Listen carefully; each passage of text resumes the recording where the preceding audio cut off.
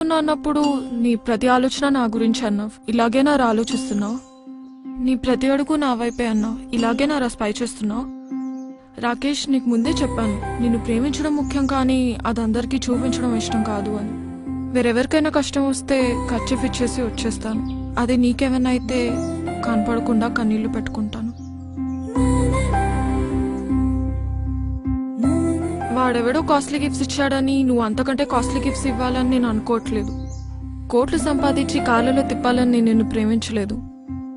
కళ్ళలో పెట్టుకుని చూసుకుంటావని ప్రేమించాను రాకేష్. అయినా ఇద్దరు మనుషులు కలిసి ఉండాలంటే కావాల్సింది ఒకరి మీద ఒకరికి నమ్మకం రాకేష్.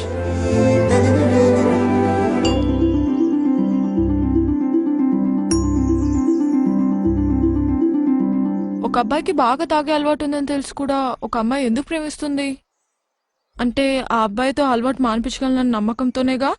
ఒక అమ్మాయి 6 మందితో క్లోజ్ గా ఉన్న అబ్బాయి తనని ఇష్టపడుతున్నాడు అంటే ఆ అమ్మాయి తనదే అనుకుని తను తప్పు చేయదు అన్న నమ్మకంతోనే. ఆ నమ్మకాన్ని ఒమ్ముపాలు చేయను నేను ఎప్పుడు. అందుకే నువ్వు ఏ అమ్మాయితో మాట్లాడినా నేను ఎప్పుడు క్వశ్చన్ చేయను, కోప్పడను.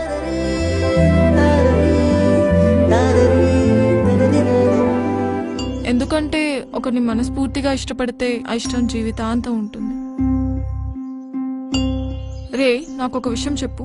ఇప్పుడు మీ ఇంటికి చుట్టాలు వచ్చారని మీ అమ్మ వాళ్ళకి ఎక్కువ వడ్డిస్తే నీకంటే వాళ్ళు ఎక్కువనా? ఇక్కడ వీడు అంతే, వాడు నీకంటే ఎక్కువ ఎప్పటికీ కాలేడు. ఎక్కువ కాదు, అసలు వాడికి నీకు సంబంధమే లేదు.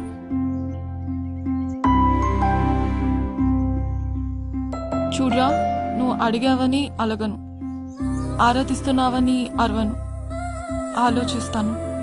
ఆవేశంలో అన్నావని అర్థం చేసుకుంటాను, ఆలోచించి రియలైజ్ అవుతావని ఆశిస్తాను.